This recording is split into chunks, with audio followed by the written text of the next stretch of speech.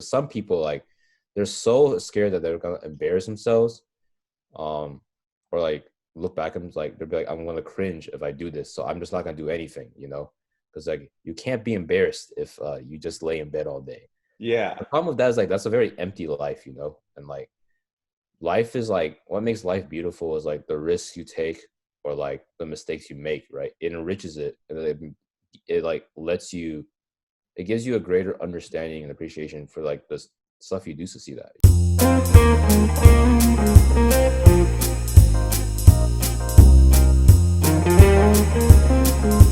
Hey guys, welcome back to another episode of Nuanced Nonsense. This is your co-host Alex. Your other co-host Ben. And we're not experts, but we just like talking. So yeah. We're also not quite experts on running podcasts from home. So this will be, if this episode goes live, it is our first dive into the space. Yeah, if it goes live, that just means we really liked our content that we talked about. But yeah. It's I guess it's been a month since we last recorded. So that's why we're testing out this new format. I think it's like easier and faster than like going to each other's houses. But it's also we're also practicing social distancing and doing this podcast. So it's two birds with one stone. But yeah. I think if this turns out well, we might be able to, actually pump out more episodes because this involves less editing. I still haven't uploaded a lot of episodes in our backlog because your boy is just really lazy and he doesn't have time to edit. To be fair, though, by the time this episode comes out, all of the ones that we were talking about in the backlog will probably be pushed out first. Yeah, because we feel bad for our guests. But let's just say that it's like, this is April right now. So this might be coming out in the summer. What's really interesting is that like we do like the aspect of being there in person. I think it adds like a little extra something, like talking in person as opposed to this. But I think this is the only way forward at the moment. Yeah. It'll I think even if the situation like calms down, like I still think like this might be like the future for our podcast too. Because mainly like it's an easy way to like still host something together, but it's just online, Mm-hmm. And yeah, we're probably going to be doing this after graduation, mainly because we figured that Zoom is a really easy way to do it, and looking at how everything's getting canceled, there's not much to do anyway, so we'll be having a lot of free time on our hand. But yeah, today is a podcast in hopes of return to normalcy, because now our new normal is, right now it is 2 a.m. and that is my normal now. Oh yeah.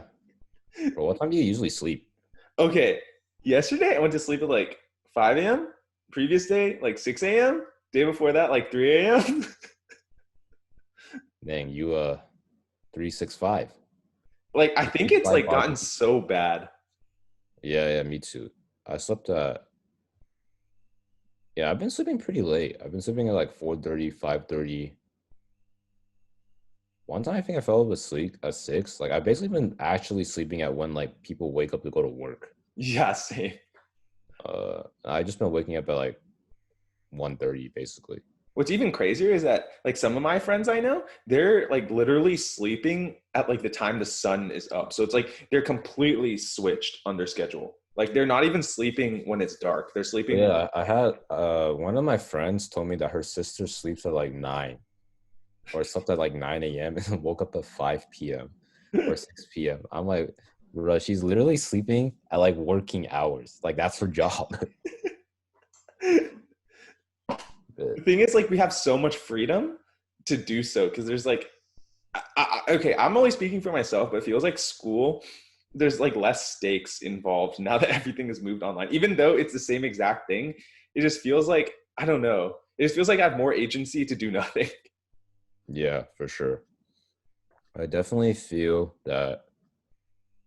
Honestly, it feels unfair when I have to do work. Like this is not what I was promised. Like school has gotten a lot harder.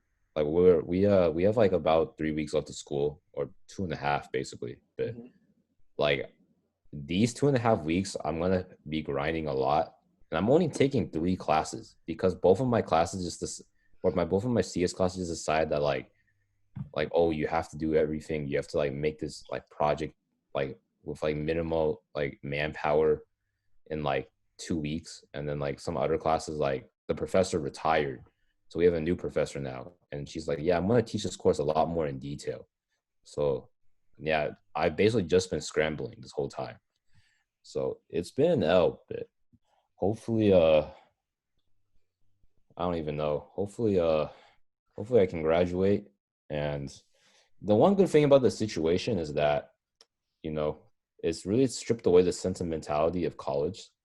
So before I'd be a little sad that like, oh, like semester's about to end, I'm gonna not be a college student anymore.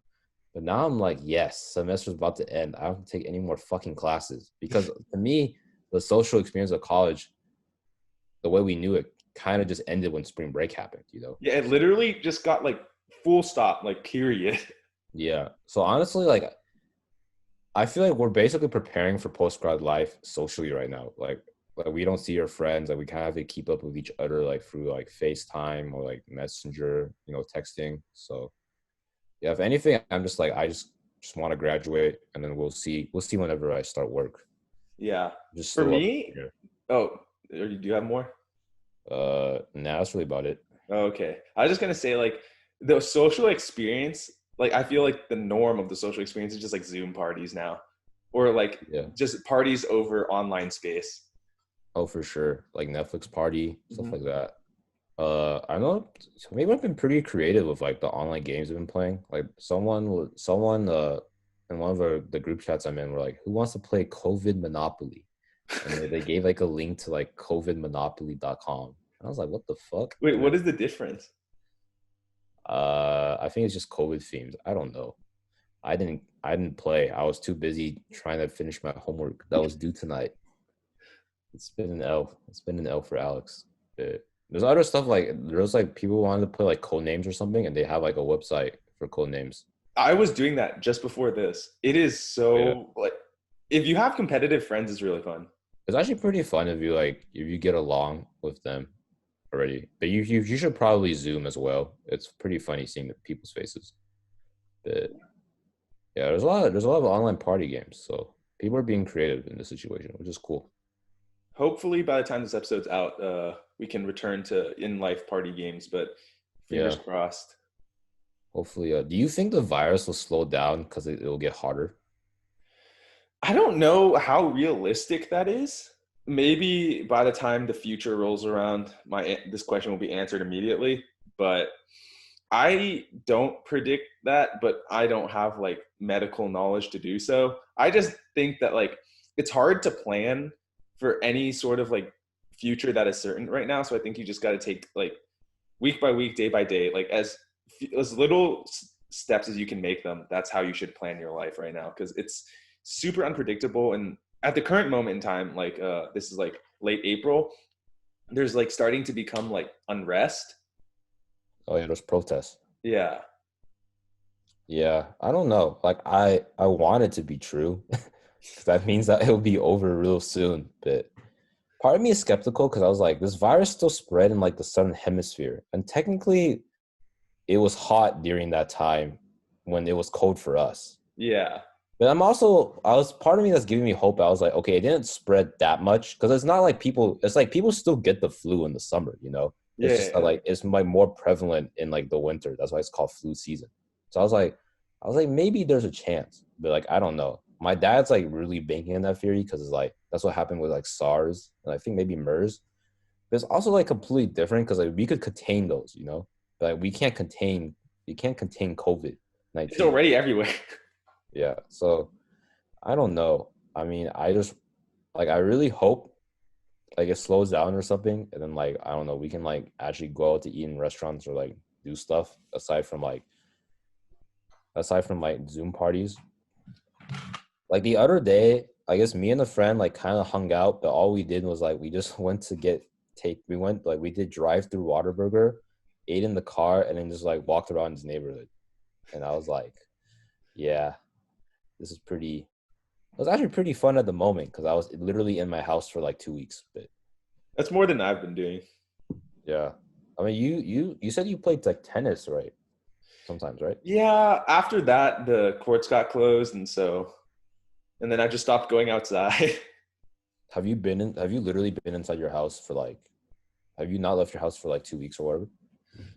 I would say like 2.5. Like it feels like my sense of time is really bad now because like Like I've only been inside the house. oh, like really? Like you haven't? Like you literally haven't like stepped out? Yeah. Wow.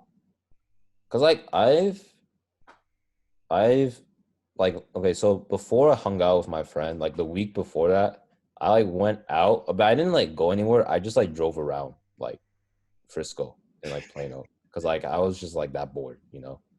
And it was actually not that bad. Like it was I felt kind of free. I was like trying to get the Prosper, but then I realized Prosper's actually kind of far from where I live. So yeah, it basically ended up being like a 45-minute drive. That's pretty good. Yeah. But other than that, like I actually haven't really gone anywhere because like they got more strict with grocery shopping, you know, because like now you Yeah. actually have to practice like social distancing, only like one person go at a time, and like you probably shouldn't bring your whole family to go grocery shopping with you. But ever since that happened, like I've literally just been inside my house for like most of it. So like that time I hung out with my friend and then like walked around like his neighborhood, it was like the first time in a long time. So it's refreshing. Yeah. Hopefully we can hopefully I can like do that occasionally still, but with school happening, I don't know. Yeah. Snuffs out all the good things in my life. I But hate yeah, school. speaking of being inside all the time, with all that extra free time, able to watch a lot of YouTube analysis videos. Ooh, And that brings us on to one of our main topics today, yeah. which is so this is all came about from I was watching a lot of analysis videos of the Monogatari series. If the viewers know what that is, it's basically like this long span series that's primarily dialogue based, and it's like set around this main character who like helps solve like various girls like problems with like aberrations, which are just like I guess spirits or just like random phenomena that happen to them. It's very similar to Bunny Girl Senpai, but in a way that's like more supernatural and more surreal because Mhm. the effects of these apparitions can be like wide spanning or just like affect a single person. And Yeah. so to move forward from that, one of the arcs that happened later in the series is called Mayoi Juncture, Jiangxi, which is basically like it's centered around this one character. Mayoi means lost. And the character, she's called like the lost snail because she basically died. No spoiler warning. She died while she was like looking for her mom's house. And so what ended up happening is she became a wandering like spirit. And the main character runs into her and finds out she's a wandering spirit. She's no longer alive. And then like he figures it out and then she rests in peace, but she still exists in their world because she's like, oh, like I'm still an apparition, right? So I can still exist around. And so they just like have like funny times. Most of the time that she appears, it's like comic relief. But then this particular arc that centers around her is like about her like accidentally going to hell and then him following her and trying to rescue her. And basically for a period of time in that arc, she isn't there because she was like in hell and she didn't like wasn't just there anymore. And so then like what ends up happening is like they have like this weird time skip thing because like then they're like granted a wish. I don't remember exactly why. Like the analysis video is more focused on like the consequences of like the wish, and the wish is that like he went back in time to save her from dying that one day. And so what ends up happening is like it causes a ripple effect, like butterfly effect, and it causes like they go back to their timeline or they go back forward in time. What ends up happening is the whole world is like dystopian. Everyone is fucked. Like so many people are dead. It's like a zombie apocalypse. And they're starting to wonder like, why did this occur? Turns out that him saving her prevented him from going to talk to a person that very day. And then him not talking to that person is like a very strong vampire. There's a lot of lore that's being missed by me quickly explaining this, but like the vampire is like, I'm going to destroy the world if someone doesn't like come, like, take me out of my misery. And then that day, Mayoi convinced him to go talk to her. But since she was alive and she wasn't an apparition, she wasn't there to tell him, and so he never went. And then the world just like got fucked because that happened. And so the end result is like this whole debate on like essence versus existence, and the two things are like, if you're given like a certain state, like your body, your soul, your essence is fixed, right?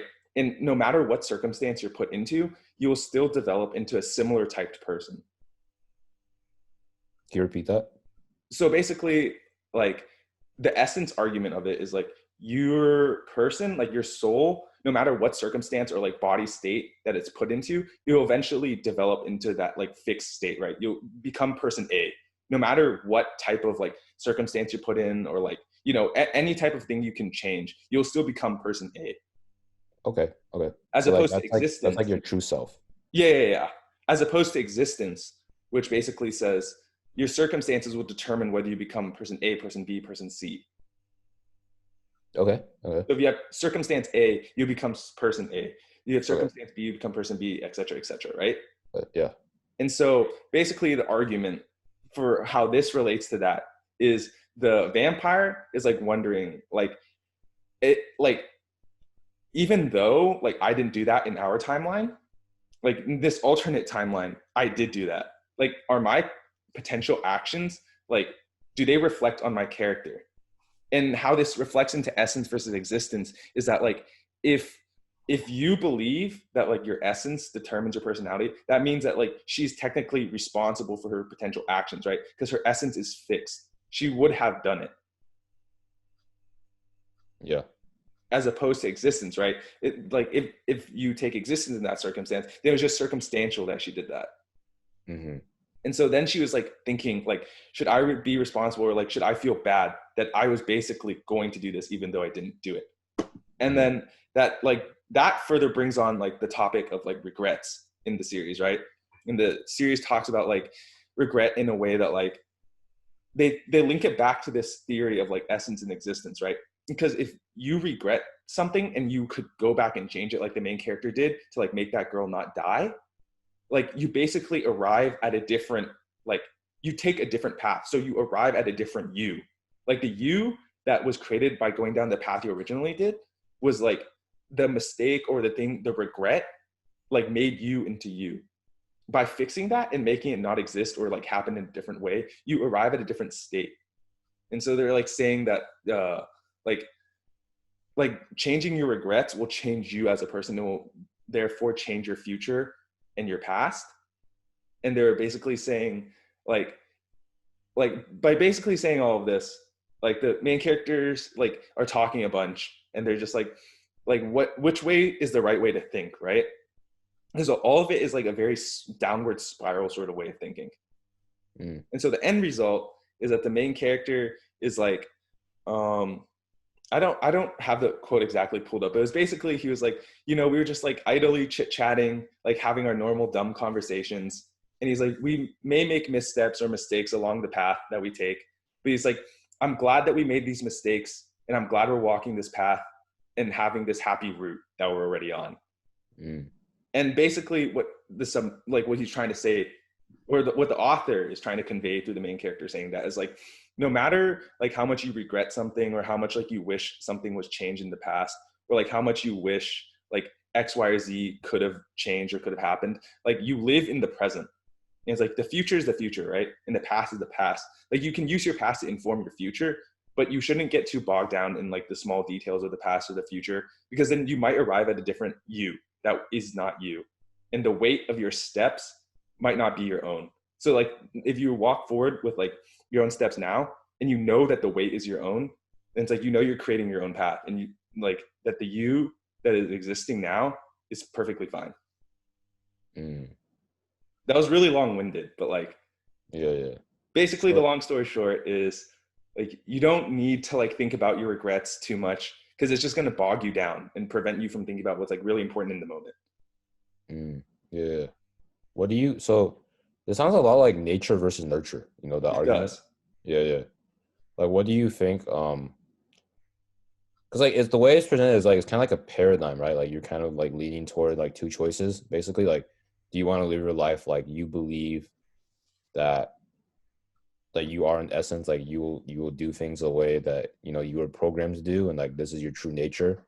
Um, it's almost kind of like it's like when like Luke finds out like he's like Darth Vader's son or something.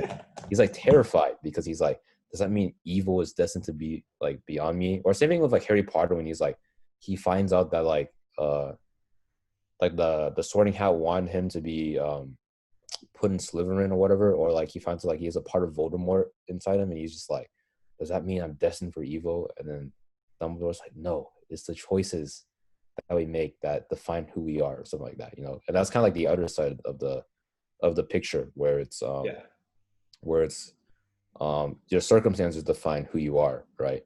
I guess that the choices quote is like more of a like a positive Yeah. outlook on the circumstances you make. Wow, I think in the way it's originally framed, it kind of sounded like circumstances was much more like a flip of a coin, or like a more like you never know, basically, what Yeah. this person might become. But yeah, was there like so the author kind of leaned much more towards like the choices like philosophy, right? I think the author leaned, maybe I explained it poorly, but like the author, like the end result is that he was leaning to like, he was like a little of both. He was trying to say that like no matter like what you want, some of both. Like, does that make sense? Like, have you Yeah, ever yeah, heard of like those twin studies where they were trying to determine nature versus nurture, and they found out it was like there's factors of both? yeah, I think so. Yeah. So basically, the author is reflecting that in the sense he's like, you don't want like you don't want who you are to change with the wind. Like you want to have essence, right? But you Yeah. also want your past experiences to reflect on who you are, and like you want to learn from your mistakes. Mm, yeah. Yeah, I think that's like definitely true. Um, but I think that's just like a case of extreme, like in general, like you never want to go too extreme in one philosophy, right? Um, like like I was watching some like old sports videos a while back, and so like Barcelona is like known to be like a really good soccer team, right? Like Yeah. like you like even if you don't even know soccer, like Barcelona is good, Yeah. Yeah. So there was this era where like they had um it's called the Tiki Taka Guardiola era, and that was like considered like one of their best teams in modern history. I don't know too much about old soccer, so I don't want to say greatest team ever, but basically like they were kind of unstable. Basically, like they had like it was like a beautiful like passing game. They had possession all the time, and Oh, like is they were this the Samba soccer? no, not samba soccer. Oh, okay. I don't even know what you're talking about. Because like I remember this is a very big tangent, but like I was taking a sports class one time and they're talking about like Brazilian soccer, or I don't even know what kind of soccer it was. Oh yeah, yeah, yeah. This is straight up just like 100% Spanish. Like the coach is Spanish. Most of the teams in in Barcelona at the time were Spanish. So yeah, I'm skimming through Samba soccer, and it sounds kind of interesting. Yeah, it was basically like talking about like soccer that was like played very beautifully, like a dance or something like that. Yeah, I would say this isn't. This is more of like it's more of like an. I want to say art, but it's like it's like there's a more conscious effort into like, hey, we're playing soccer because it's like the beautiful game, Mhm. like we're entertaining the fans. And then like there's that philosophy where it's almost kind of like you want to love your goal, you want to how much do you love and care about your dreams and aspirations, like how much does that drive you towards success versus like how much, or like there's this other team. So basically, like there's this other team, like Real Madrid is like a common like rival against them, but like in one season, like they have the Champions League where like all the best teams in Europe play against each other, see who's like the best in Europe, and Europe's considered the best in the world. So basically, who's the best in the world? So one year, like in the semifinals of the Champions League, like they faced Inter Milan, and their coach was like a guy called Jose Mourinho, and he's super pragmatic. His philosophy is just like, what does it take to win? Like I'm willing to do whatever it takes. So he's like, how he got his players to like perform with like siege mentality. So it's like us versus them, is as us versus the world. Like everyone's against us. Like how much do you hate your enemy? to perform your goal.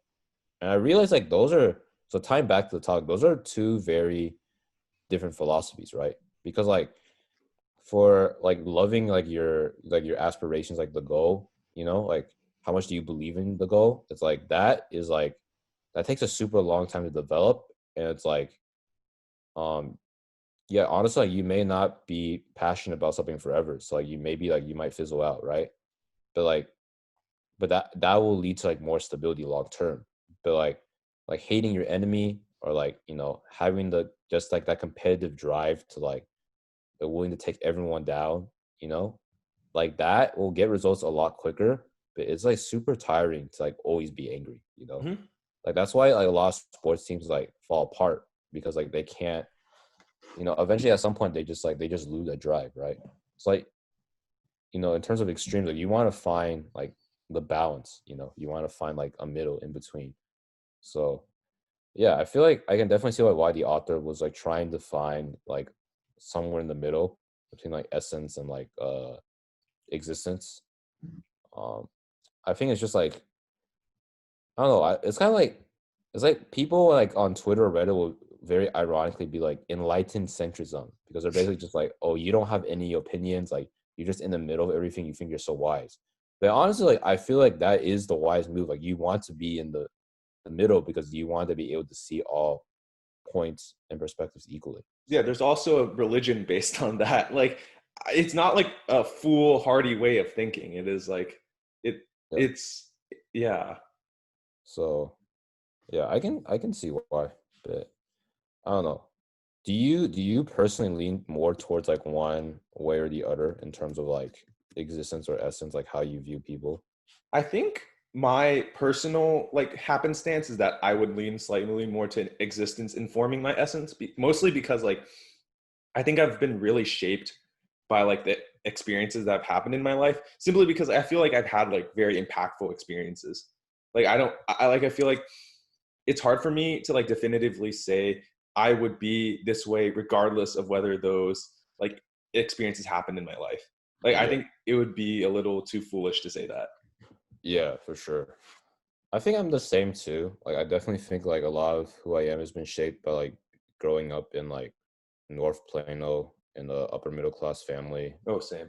with like loving, supporting parents. I feel like I'd be very different, but I mean, kind of, I don't know. I think also part of it is just like I think like my worldview is like kind of shaped.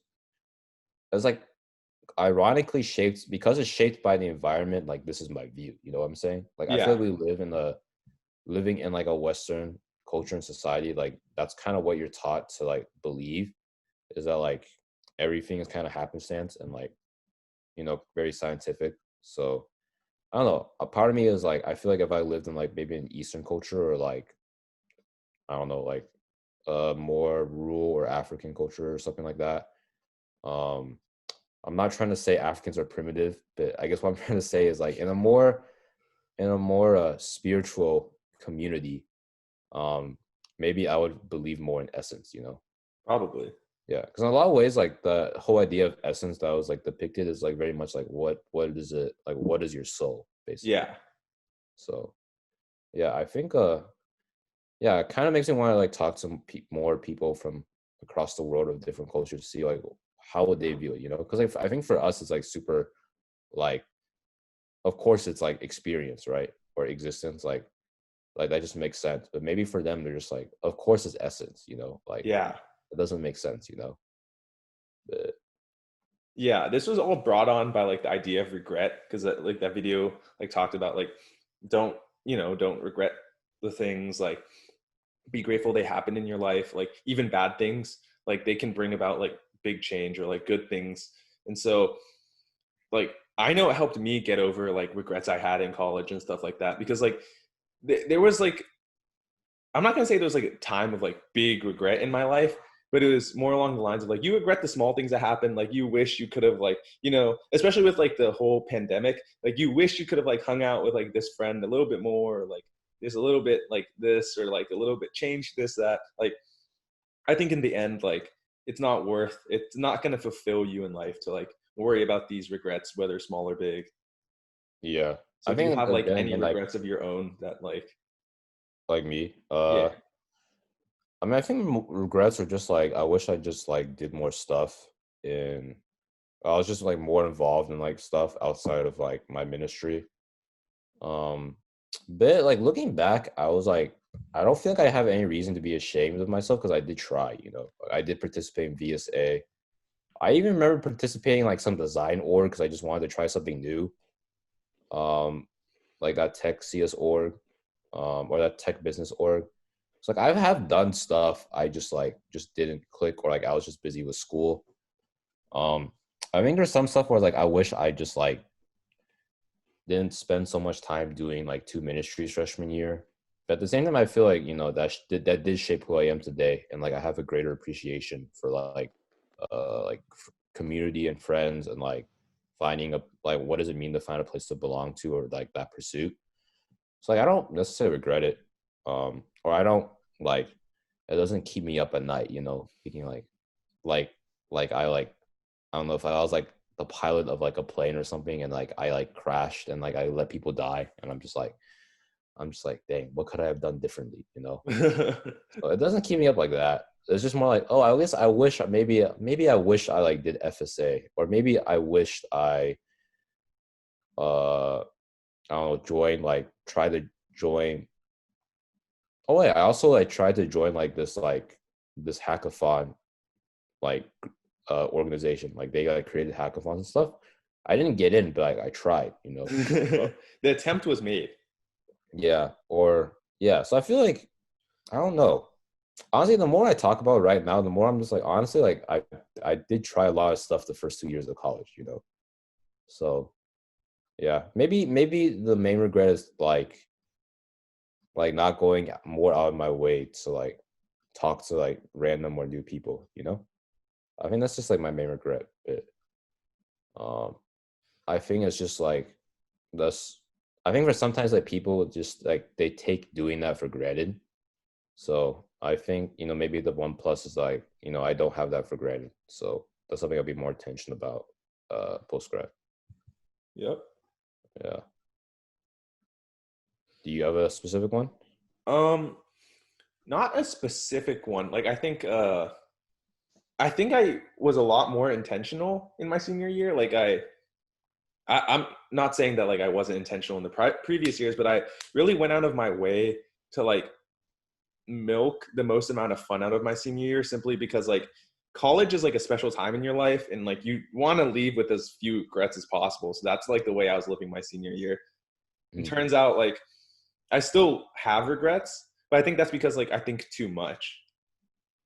Like Yeah, yeah, I think the process of letting go, like sorting out your thoughts, is like the way to go here. Because like as I said earlier, regretting the small things is like something anyone can do, right? But it's like moving forward, like not repeating the same mistakes is like where you can like really make do on like yeah. the promise to yourself to like not regret stuff. I remember I was talking with that same friend I hung out with, and he was kind of like, yeah, the context is kind of random. It's not that important, but I was kind of just like, yeah, if you or if you like think about like, oh, I think it was about like old hairstyles, like kind of like out in the 2000s, we thought like really long shaggy hair was cool. Like think of like Daniel Radcliffe and like the Goblet of Fire, or like I don't know, hair in the 90s was like super cool. But now we're kind of just like, bro, like what are they even doing? Like that's disgusting. Like this fade is what's up. But then and like in the future we might even be like, bro, what was I even doing back then? Like fades are not it. But basically it's kind of just like if you're not I was kind of like if you're not willing to like, I don't know, like kind of live your like some people, sorry, I'm stumbling on my words, but some people like they're so scared that they're gonna embarrass themselves, um, or like look back and like they'll be like, I'm gonna cringe if I do this, so I'm just not gonna do anything. Because like you can't be embarrassed if you just lay in bed all day. Yeah. The problem with that is like that's a very empty life, and like life is like what makes life beautiful is like the risks you take or like the mistakes you make, right? It enriches it, and it like lets you, it gives you a greater understanding and appreciation for like the stuff you do to see that. Yes. And then my friend was literally like, yeah, if you're just like um if you're like if you're a person that's like easily like cringed out or like embarrassed by stuff you think about, you just haven't done enough introspection, you know? Yeah. Yeah. And I was like, yeah, that's true. Like, cause like if you get past that embarrassing moment, like you see like, okay, what was there to learn, or like why was this so embarrassing? What does it say about me? And then you just move on, you know? Like that's a big part too. And I think Even just that, like sometimes, like I remember in my freshman year, like there were a lot of embarrassing things I did, but if you look past like the embarrassing part of it, it's like in my freshman year particularly, I was doing embarrassing things with my friends together. And the together is like the key word there. It's like I don't think it like matters a whole big deal if like you're having fun in the moment, right? Because like you'll look back on it as like a fond memory rather than like something bad. It's like you like introspecting on it is like definitely like a way to overcome it. Like you don't need to think about your whole like past life as like a negative. yeah, for sure. Like don't be stuck in the past, you know, positively or negatively. Or if it was your glory days, or it was like Yes, you're yes. defined by like, I don't know, if you're like a bully child or something, and you can't move on from that. But you know, it's still good to like appreciate like what has happened, you know? Like for a lot of times people are like, I wouldn't change a thing. Like that's such a cliche, but like there's a reason for that, you know? Yeah. And yeah, I think that's just something like I've come to like learn and understand. Like, you know, like freshman year it sucks because like I didn't really have I didn't really know anyone, and like I was like, how do I talk to people? But I wouldn't change like the fact that like I most of the people I knew from high school that I talked to like didn't come to UT. I wouldn't change that because like I wouldn't be who I am today, right? Yes, agreed. Yeah. Like I feel like I've definitely changed a lot because of that, and I think it's like it's for the better, you know. But yeah, I think kind of bringing back sports, the sports philosophy analogy. There's a documentary that's come out recently. It's called The Ooh. Last Dance. It's covering the glory. It's covering the 1997, 1998 Bulls. Mainly focusing on Michael Jordan. So, in case of like you don't know anything about basketball, I mean you've probably heard of Michael Jordan. He's like he's considered to he's like arguably he's arguably the greatest basketball player of all time, in contention with like LeBron James. But yeah, back then he was known to be like he was known for his scoring prowess, and like he was super athletic. And like the Chicago Bulls basically won 6 championships in 8 years. So like 1993 to 1995, and then 1996. Oh, sorry, 1991 to 1993, 1996 and 1998, and then basically they coined the term three-peat. I think, yeah, Mm. they made like three-peats like cool, you know. Um, so then basically this document has come out because like um so like they filmed it during the 19 like that last season they won the championship, but like they could never release it until like Michael Jordan, because like Michael Jordan was like I have the only way they could like film the documentary was if Michael Jordan like had control. So he basically had control of when to release it or not. And for the longest time he didn't want to do it because he's like people would never understand my actions in the documentary. Because basically like Michael Jordan, he's known for being super like he's like the alpha male, right? He's super competitive. Like he works really hard. Like those are positive traits, I guess. Like working really hard, maybe not competitive necessarily, but like he's like he's like willing to do whatever it takes to be great, you know. And that includes like he's like super like he made fun of his teammates. Like he hated like his general manager for the Bulls. He literally like the general manager for the Bulls was like this like short fat guy, and like he called him crumbs because like he would have donut residue on his shirts, and just be like one time like there was a clip that was literally him saying like, oh like are those pills, are those diet pills or pills to keep you short? And he was just like kept on making fun of his weight to his face, and he just walked away. It's like that's the type of man like Michael Jordan was, you know. Like he was super confident, like he knew he was great, and like he would like regularly like be like, I remember like there was like accounts like him like verbally assaulting one teammate in practice because they were scrimmaging against each other. He was like, "It's like you fucking suck. Like you never amount to anything. Like you've always been a failure." And then he's like you can't even shoot. And then the guy was literally so traumatized. Like they're like, "Yeah, he basically broke him." And then like basically obviously like, Michael Jordan is like, "Yeah, I look like." I mean, he sounds like a terrible person, you know, like he literally like punched a teammate in practice, and then like the only reason why like he got like he and the other teammate have respect is like the other teammate punched him back, and then Michael Jordan's like, oh, you're real, you know. But I think it's like interesting because like I feel like a lot of guys like emulate that behavior, you know. Like it worked for Michael Jordan, and like that's what made him great. Like that's honestly like it's super hard to win like 6 out of 8 years, but how they did it was like he just had that competitive fire, and he like his reasoning was like I have to bring everyone to my level. Like that's why he was so intense in practice, because he's like if you can't keep up with it in practice, like how are you going to keep up with it in like the actual playoffs? You know, like, I have to know that I can count on you. So that's why he's willing to do it. And I think it's interesting because like I was like you kind of brought this up too, like whenever you're in FSA practice, like people kind of go for like the flashy play, like full testosterone. They're basically like there's too much testosterone, you know, like they're just trying to show off, right? I think it's interesting because like I feel like a lot of that was like kind of impacted by Michael Jordan himself, because like he was known for like being able to dunk, like he had so much athleticism, and like he was seemed like he was just doing all like this cool new stuff. But like what gets lost is like he practiced the fundamentals, right? Like his desire wasn't just to show off; his desire was to dominate. You know, I feel like people, instead of like learning from the purpose, they kind of emulate the outside behavior. Where like, okay, Michael Jordan is an alpha male. How did he win? Okay, he was super dominating, and like he was like a dick basically. And I have to be like that in order to like win. You know? Yeah. And I just think that's like super interesting because I don't know. It's just like, do you need to do that to like win?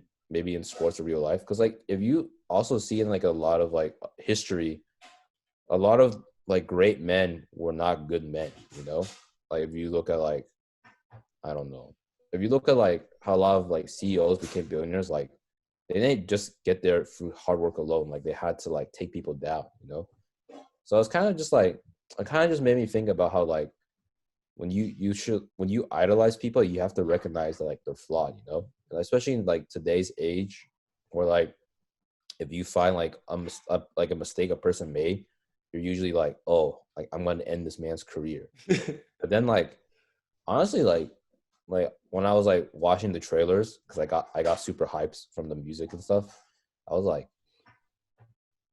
like, is that, I don't know, like I was honestly kind of starting to think like, you know, like is this necessary for greatness to happen? You know, so yeah, what do you think? I think that like the alpha male like archetype is definitely permeating in a lot of mainstream sports. Like the existence of like trash talking. Like I'm not gonna Yeah, say it's chalked up to Michael Jordan, but like it's super popularized ever since then. Like Conor McGregor, for example, like he's so famous. He's even called notorious. Like yeah, he's literally famous for like trash talking and being larger than life and just being that alpha male guy that will like fuck you up, you know? hmm, And he's literally in a combat sport, which allows him to excel even more because like you take it to them, you know? Like you're yeah. sanctioned to fight them. Like you want the machismo, basically machismo. Yeah, Yeah, and like I think a lot of like the UFC is what I primarily watch is like driven by these like trash talks. Like a lot of the fighters don't act like that normally. They just trash talk to talk up the like the pay-per-view, right? And yeah, likewise, like a lot of mainstream sports similarly like reflect this attitude of like the alpha male is the one that like you know he like pops off, he's also working hard and he's like shitting on like all these other people. Like excellence is I feel like determined by like how dominant you are, and being dominant is like shitting on your people and making it look like so. mm. And so Do like I you? think that's like super interesting when you brought it up to me initially that like it it's like so larger than life, and it is like it expanded outward to a lot of other sports more than just basketball. Yeah, because I remember like Michael Jordan had a pretty big impact. Like there are like studies where people are like, yeah, I went to like this random like African or like Asian village, and like you would see like little kids like in tattered like Michael Jordan jerseys, right? Yeah. Like it's crazy to see like or even the saying like I want to be like Mike, you know. Yeah. Like even like you know Jordans are still popular to this day, you know. Yeah, and they like repopularized with the like sneakerhead like hype beast sort of like movement. And also Alex brought this up to me earlier. Like one of the earlier, I think the first like music of like Twice, one Oh of yeah, the members is wearing it, the yeah, Michael Jordan jersey. yeah, and like it's kind of like how even like this is not necessarily Michael Jordan, but like because like to them they're just wearing a jersey because it's cool to wear a jersey, right? Because like in Rays, like you see people wear like throwback jerseys all the time. Yeah. But like it's just crazy to see like his legacy like permeate just past sports. But I don't know. I just thought it was like interesting because like a lot of people bring up the idea of toxic masculinity, and they usually contrast the idea of like an alpha male with toxic masculinity. They're like, okay, guys are expected to be like the alpha male, right? If you're beta or like you're like more quiet, soft spoken, like you're weak, you know, like you failed as a guy. But yeah, I was just like, I don't know, because like we glorify Michael Jordan, honestly. But it's like I don't know if it's like if like watching this documentary will people change their minds about him, right? Because in their minds, like what he did worked, you know. So I guess in the real end of the day is like, do the ends justify the means? Personally, I don't think so because like you said, you brought this up earlier in like, you know, just random like sports practices. Like people are just like prioritizing like these flashy plays. Like, oh, I have to be the Chad, you know, I have to like fuck up all my opponents. I have to fuck up my team too. I want everybody to know I'm the best. And it's Mm. like, that's just not enjoyable in team sports, in my opinion. Like if you want to be like that on your own, like in an individual sport, like fighting or like tennis or just something like that, like you can just go do that, you know. But I don't think in any team environment, it's like it's. I don't think it's conducive to teamwork, and I also think like you eventually are like if you get really into it, you get into this mentality where you breed haters. Like you are breeding hatred within people around you, and it's like so toxic to be around it. I think it's just like a terrible personality trait to have if you develop it further down the line. Yeah, for sure. I guess yeah, I get what you're saying. It's like kind of like okay, you might think that for yourself that like I will do whatever it takes, but like your actions are affecting other people and they're influencing people to be like, oh, like this is what it takes, even though like they're not necessarily doing it for the same reason as you. Like they're Yeah. instead of like from like the internal to the external, they're kind of going from they're letting the external affect their internal. Mm-hmm. Yeah. Cause I remember like in a lot of ways, like when like Jordan like dunking and like doing all the flashy stuff, like it made kids like not practice the fundamentals or not care about defense when like he actually only practice like he practiced the fundamentals or like he made sure he hustled on defense, right? Like he never practiced the flashy stuff because he's just like if I got the fundamentals down, I can do this flashy stuff. Mm-hmm. But yeah, I guess like because I remember like when I was like kind of thinking about it and like I was like looking at comments, people are like, obviously this like Steph Curry is a great basketball player and he's not an asshole. Like he's actually pretty nice. Like even LeBron James is like he hasn't gotten into any of like he's not super flawed like superficially as a person. Like he doesn't like gamble. He's never cheated on his wife. You know, he's he doesn't like party super often or whatever. You know, like he like he's a good dad. He's like present. So they're like in a lot of ways like okay like those people ended up great. You know, but like you know like that doesn't mean that like you have to like act a certain way to be great. Yeah. Yeah. So now it's kind of just like oh like I wonder why one stereotype is perpetuated over another or like recognized over another, right? Because I think even a lot of ways like people instead of like recognizing that like Steph is great um because of his accomplishments, they kind of like downplay it, right? Or even like LeBron, like LeBron doesn't have the killer instinct, you know, like he chokes in the playoffs. Yeah. Like Steph is like he can't carry a team by himself. So I'm kind of just like, why do people just move the goalposts instead? Like, because it's almost like they want like only like people like Michael Jordan, only like people with that like alpha dog mentality to be considered great instead of it just being like a path there. It's like a prereq now. I think part of it is like successor or like survivorship bias is like you focus too much on like the 1% that succeeds. And then you think because they succeeded and they are 1%, it must be the solution. And I think Mm, that's like it permeates society a lot. Like a lot of books that sell well are basically like successful people writing about how they succeeded. But yeah, they are the 1%. Like not everyone succeeds. And I think that's like a huge like thing, like a flaw in people's thinking is that like you don't recognize that like because this person succeeds, it doesn't mean they'll never fail. yeah, And just because they fail, like that doesn't mean they cannot succeed. Like yeah, in fact, failure is what builds success. And it's like, you need to be aware of the 99% who fail. Otherwise, you will also end up in that 99%. Yeah. I mean, it's also just like, if you never make mistakes, you're not going to know to not make those mistakes. Yeah. Even Michael Jordan didn't make varsity, all 4 years of high school or whatever. Yeah. But yeah, I don't know. I just think, I just think it's interesting because, like, in a lot of ways, it's like, even in like work culture, like, if you're an introvert, you're kind of seen as like submissive and like, and I know in Western society, it's almost kind of like if you don't talk, like you don't think, Yeah. Um, but I think, yeah, I don't know. I think it's interesting to see how, sorry, my mom is like trying to tell me to sleep. But yeah, I guess we'll wrap things up pretty soon. But Yeah. Another I guess, comment I'd like to make is that, like, just be like, there's multiple ways to success. Like, the dog mentality, like, is proven to like get you there, right? Like, yeah, you can see like MJ and other like sports legends. Like, the dog mentality is not like, I'm not trying to say like you should never have it if you have it. Like, if you have it, like, it's who you are, Like, if sometimes like you have that like killer gene and you just have it, like, go for it. But that doesn't mean like that's the only method of success. Like, I think yeah, there's so many viable ways to find your own success, and sometimes success isn't even what you expected it to be. Like, I know a lot of people that like ended up in their lot in life, like, and they would have never even imagined, they didn't even know what it was that they ended up being, and that they are it. yeah.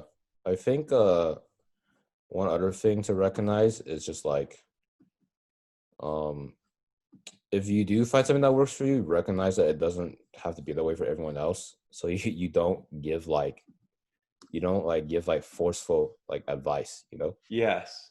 because I think trying to like push people to go one way or the other is like ultimately like what can end up being like their downfall. Yes.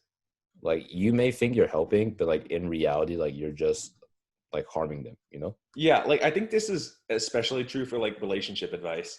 Like, Mm, just because it worked for you, like, you haven't dated everyone in the world. Like, you probably don't date that many people, period, right? So it's like your advice is only applicable to like you. yeah, Especially since like my friend told me this a while ago, but I think it's like really good advice for relationship advice generally, is like 99% of like relationship advice is just like abstract bullshit, and the rest of it is like the 1% of the abstract bullshit you run with.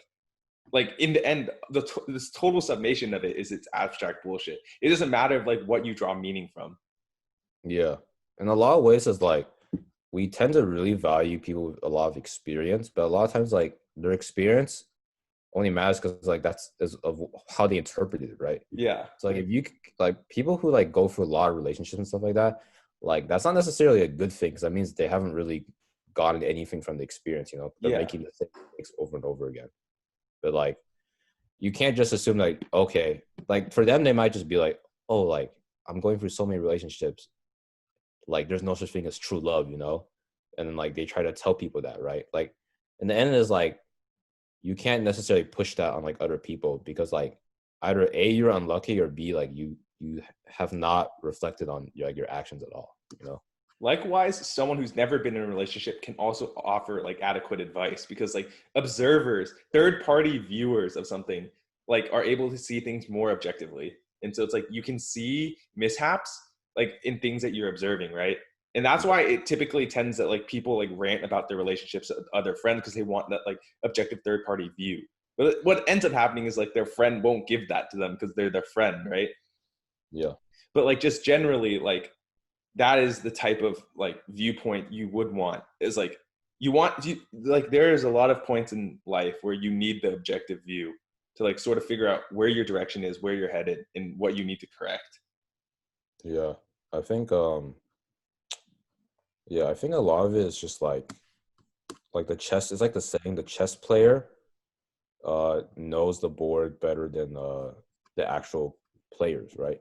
And it's just because like they see it from a different perspective. Like even if like I think maybe one pitfall even be like not even just relationships. Like if you experience something the first time, you want to retrace your steps, right? And Mm-hmm. you're kind of missing out on all the other paths. Mm. Yeah, I think that's also kind of like why. there's always that like freaking meme of like people just like, yeah, I've never dated before, but I'm always giving advice, you know. But, you know, it's not like your advice isn't like completely meaningless, you know. But, like, Yeah. you know, different people go through different stuff as when they do experience it, right? That's why the human experience is so unique and special. But yeah. Yeah. Start wrapping things up. Yeah, it's like it's kind of late, you know. My mom, you know, interrupted the podcast anyway. It's telling me to sleep. So, as a good son, I will honor her wishes. But, yeah, it's been a cool podcast so far. It's been interesting. Hopefully this turns out well in post. Yeah, hopefully we'll see how it turns out. If it comes out that it turned out well. Yeah, I guess what were your thoughts on like recording over Zoom? Did it feel awkward or did it feel different? I there's like pros and cons. Like one of the pros is that we're constantly like looking at each other, right? So we're Yeah, not like constantly like profiled all the time. Because I think that yeah, was like a downfall because we didn't have a multiple camera setup. But I yeah, think what's interesting is that like being like home and doing podcasts feels so weird. Like we did it in person at my place, but like I just think doing it like with this much agency is really just weird. Because before, like when we did the in-person podcast back in our apartment, like we scheduled like multiple things. Like we'd try to meet up with them before to like give them the rundown, like, you know, talk them through it. And then we'd like have them come to our actual place and we like, you know, get them prepped because a lot of people are like scared of like recording for the first time and stuff like that. But all of that, a lot of that is like just washed away. yeah, yeah. I think now it's almost like you just hop on and you record. To be fair, there's just the two of us, so Yeah, like when we bring on a guest, hopefully if this works, like it will be different. But like one of the things that we already just like missed was like the claps. Like Alex was gonna do it, and then we were like, wait, we don't even need to do it. yeah, and it just felt weird. But yeah, I liked it. I think since it's been like a month since we recorded, like there's a lot of times where like I spoke before my mind caught up to my mouth. Oh, But, same. yeah. But in a lot of ways, like someone just told me like it's actually really cool that I can speak really fast or like in kind of like with like meaning on like a podcast recording. Because some people are like I speak really slowly. So like I'm kind of jealous. So in a lot of ways I'm like, oh, like that's really cool to know. My ego is boosted and I feel like I'm meant for this podcasting business. But yeah. Yeah. So wrapping things up, you know, we're not experts. We just like talking. I honestly feel like I forgot our tagline because we don't really say it that often anymore. So maybe we'll have a new tagline. But yeah, this is Nuanced Nonsense, and we're signing out. Thank you for listening. Peace.